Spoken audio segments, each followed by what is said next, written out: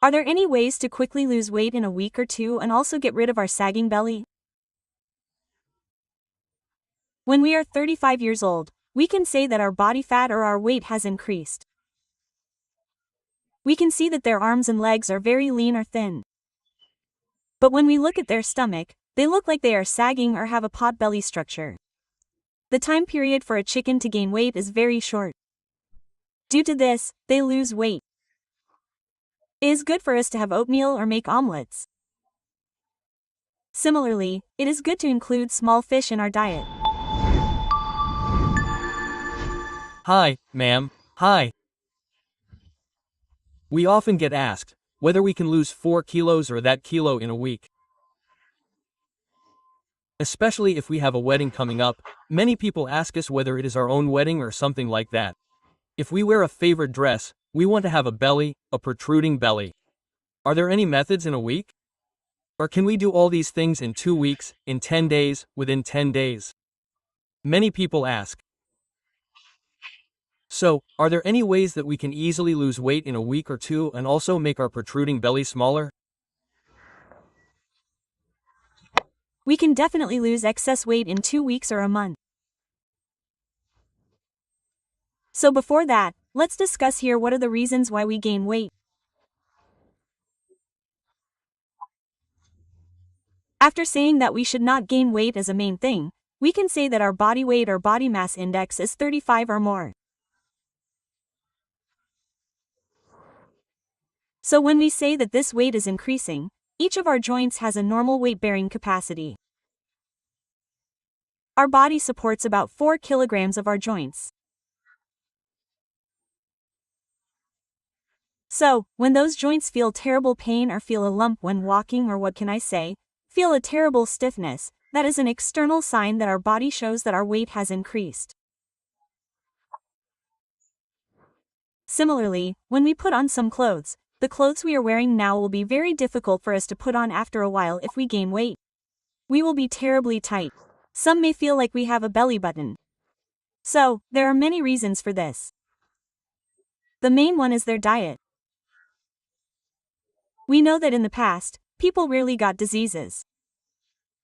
That is, fatty liver, fibroid issues, PCOD issues, etc. were very rare. Looking at today's generation, 60% of people out of 100 have this fatty liver issue. 60% of people have the issue of epilepsy. Due to this, infertility, compliance, and difficulties in not having children are very common today.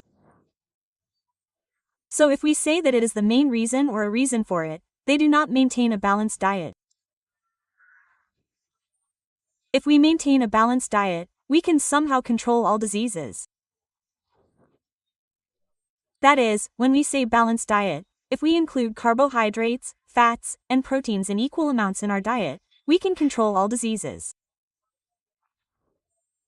So we do not need to depend on drugs or any other medicines. Today, we take many medicines in high doses daily to reduce weight, BP, sugar, and fatty liver. As a side effect of those medicines, many kidney stone problems, weakness, and problems with reduced immunity are common among people these days. So, to reduce all of that, we just need to focus on our diet. So, once we control our diet, we can control everything to some extent. So, when I said that it is a reason for weight gain, we get such weight problems when we eat too much carbs or too much fatty foods or too much protein-rich foods.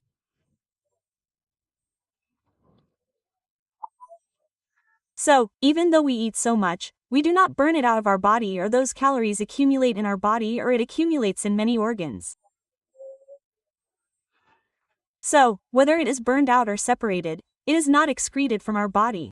So what should we do? We should exercise properly. So, lack of exercise is one of the main reasons for this. So, if we do not exercise, such difficulties will keep coming to us continuously.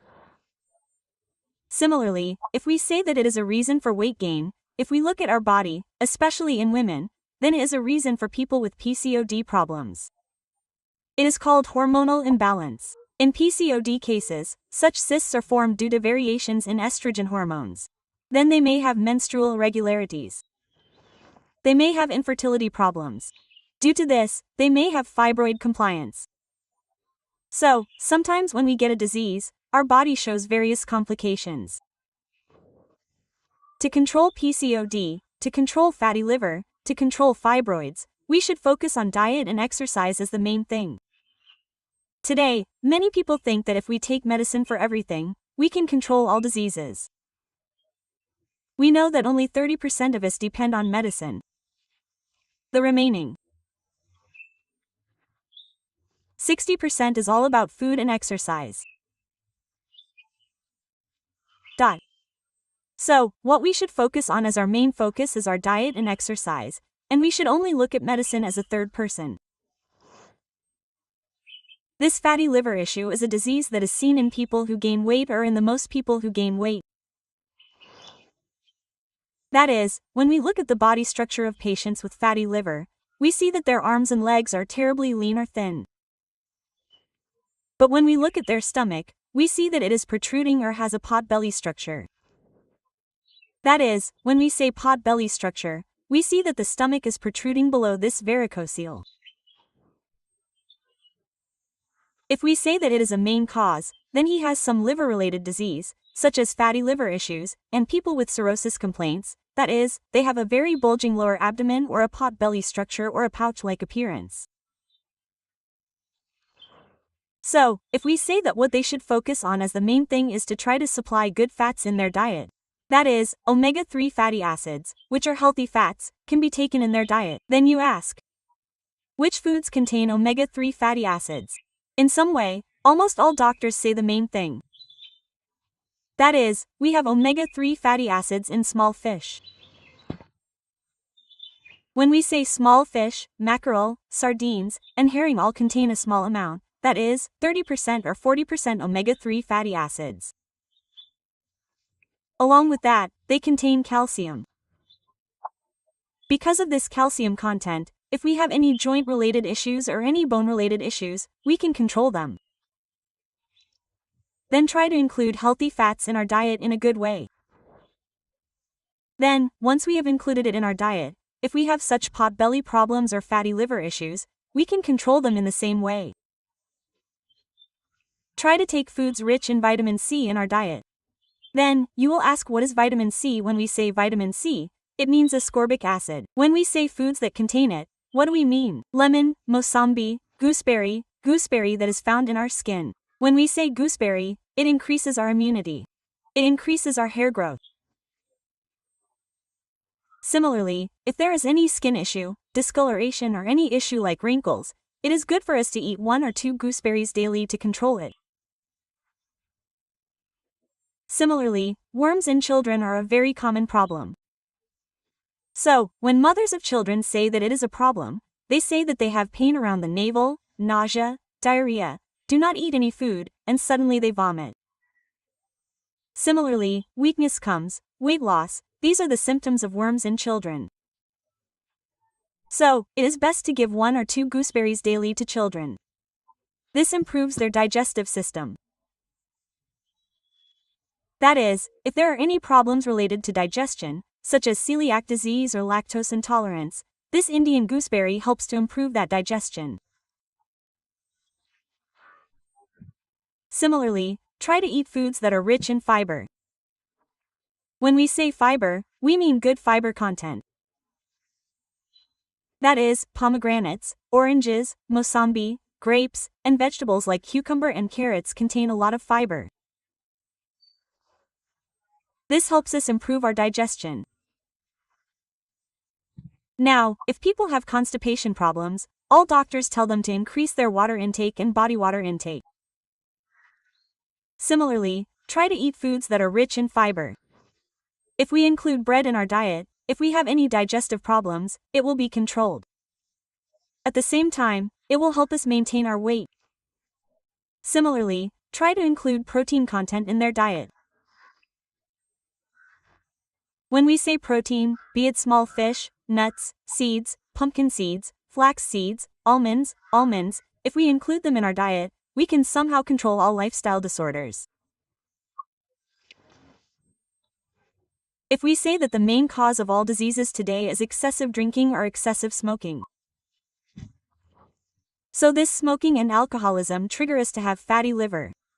We can say it is a main villain of cirrhosis. Let's say it is a 10th villain. This is an alcoholic addiction. Bread is something that we can prevent from all diseases, if we try to avoid this completely, alcohol and smoking addictions. Similarly, this condition in people who have a big belly or are overweight is called tiered belly fat. When we talk about tiered belly fat, we see that the stomach is in two tiers. One is below our waist and the other is in our lower abdomen, and we can see that the stomach is hanging like this. One of the reasons for this is that they eat well, that is, they eat excessively and do not maintain a proper timing there. When we talk about breakfast, we know that it works as a brain food. So if we do not eat breakfast at the proper timing, then our whole day routine will be disordered. Because our digestion or our stomach knows that we eat food at this time. So what can we say? That dysfunction itself cannot be corrected there. Our digestion does not function properly. If we skip breakfast, there are chances of such issues. Similarly, they may be people who try to take these fructose or sweet foods in a good way, that is, they may eat biscuits daily, sometimes 2 packets of biscuits. Similarly, they may be people who eat cakes, pastries, ice creams, chocolates, drink 2 or 3 glasses of caffeine or coffee daily, and drink tea continuously. So, such people have also seen such tiered belly fat. They should pay attention to this as a main thing. If they have such bad habits, try to avoid it completely. Instead, try to do belly exercises in a good way. That is, try to follow stretching exercises, good bending exercises that stretch our muscles, or skipping, jumping, etc. Now, if there are people who are diabetic, try to follow light exercises. Try to focus on some kind of yoga or just a walk or a run as the main thing. Similarly, a person who has this belly or weight is said to have mom's belly fat.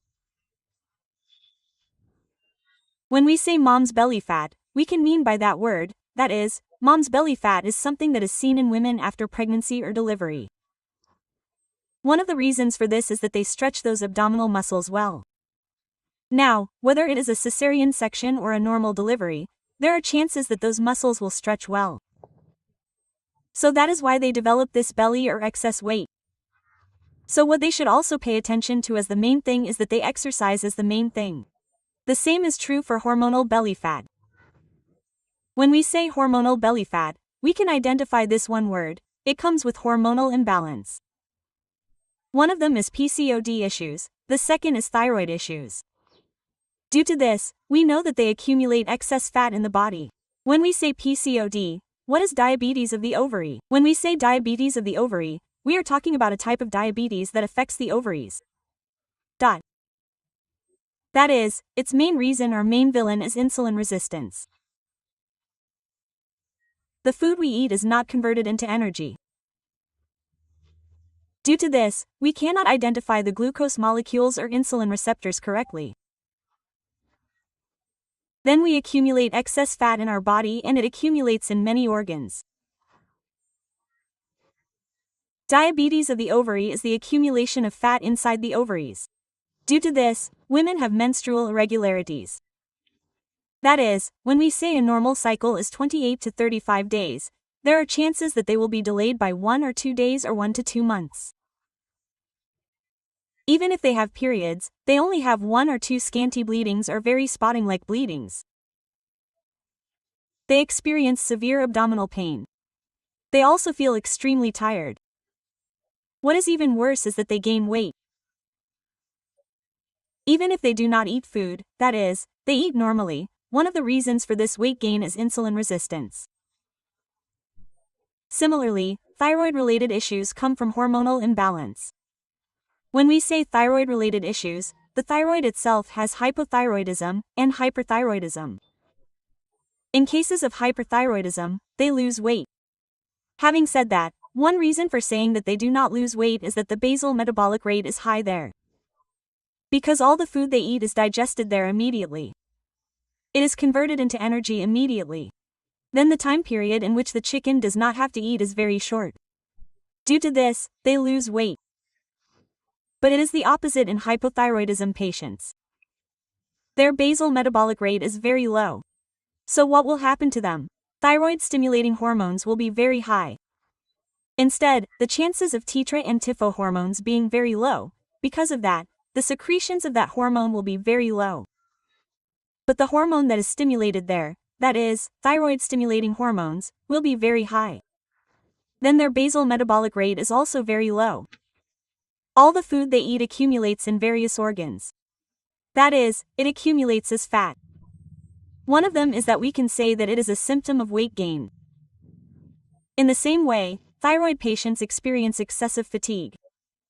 That is, hypothyroid patients experience extreme fatigue.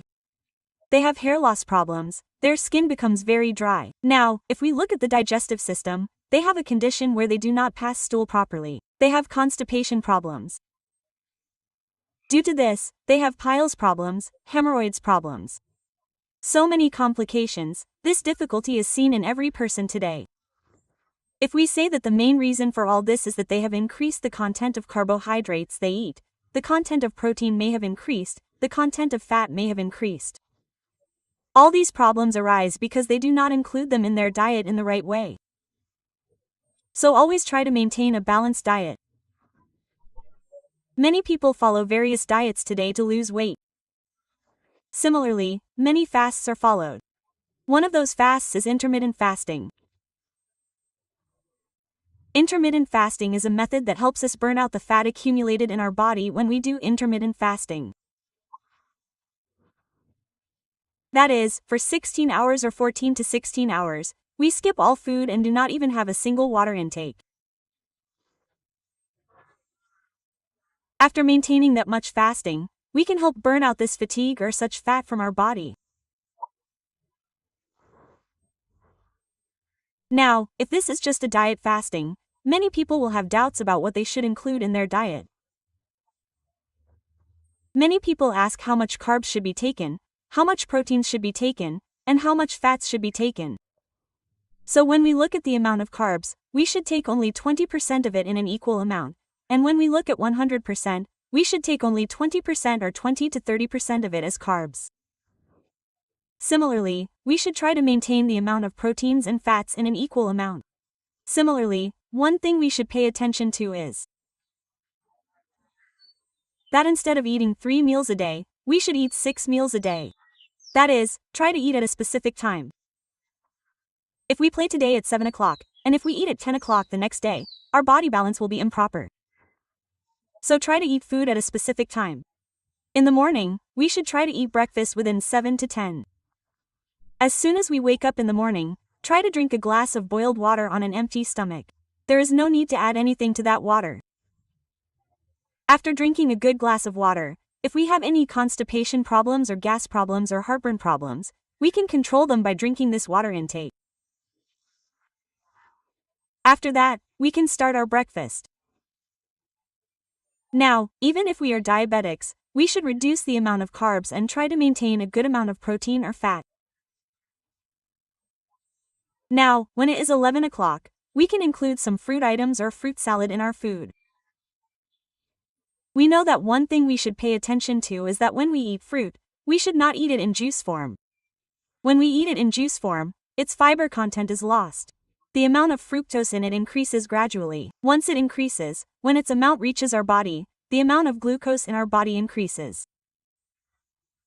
That is, if we eat foods with a high glycemic index, our blood sugar levels will increase in our body. Due to this, we will have problems like diabetes. So, when we eat fruits, try to eat them 1 hour or half an hour before meals. It is also a good idea to chop them well and cut them and add some yogurt to them. Similarly, it is good to include a small amount of olive oil in our food. It contains healthy fats. Similarly, in our lunchtime, we can reduce the amount of rice and include grains like tur or uppari in our food. Many people fill a plate, so we can include this fruit or grains or whatever we want in our food. Instead, what do? Instead, we eat a good pile of rice. If we reduce the amount of rice, we can control all these problems. We should always try to maintain that food timing. Now, if people have gastritis problems, if they eat food at a proper timing, they will reduce this gas problem. If there are bloating problems, then we can control all that. Similarly, we can include fruits in our food in a small amount in the evening time. It is good for us to have a glass of tea or coffee daily, once a day. Similarly, even if we are looking for dinner, we should try to eat it within 7 to 8. We should try to take light foods. If we use homemade chapati or oatmeal, we should try to avoid milk and cook it properly in normal water. It is good for us to put oatmeal or make omelets. Similarly, it is good to include small fish in our diet. Similarly, one thing we should pay attention to is that even if we eat red meat, we should try to avoid it from our diet. You can eat it once a week or once a month, there is no harm in eating red meat. This increases the amount of uric acid in our body.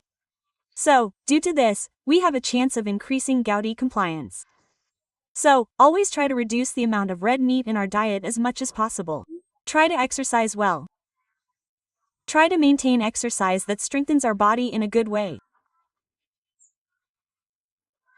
Be it cardiac exercise or aerobic exercise, a small amount of walking or auto, if we include it in our diet or in our lifestyle, we can control all such problems.